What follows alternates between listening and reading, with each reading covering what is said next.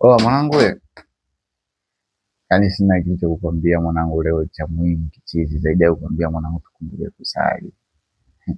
Huwezi amini hapa tunavyoongea ile mtoto wangu ambaye ana mbavu, ameshiba, ana hela, analindwa na anatembea kwenye gari kali. Anakula chakula anashiba na anaacha. Hapa sasa hivi tunavyoongea kashaukata, yani kashatembea. Yaani sali mwanangu, yaani wewe sali tu. Ukipata time ya kuomba Mungu omba, hata kama ni kwa dakika moja, mwambie Mungu nashukuru sana kwa hii nafasi ya mimi kuomba sana mwanangu. Tunapitia vitu vingi sana. Yaani nakushukuru sana, yani kuwa na moyo wa kushukuru. Yaani usiona kitu tu yani ukachukulia hizi mwanangu, watu wanakufa, watu wanakufa vibaya mno. Hospitalini ukienda wewe uweze kanielewa, lakini ukipata time ya kusali mwanangu kusali. Tunawindwa, wewe uweze leo unawindwa na nani lakini leo unawindwa.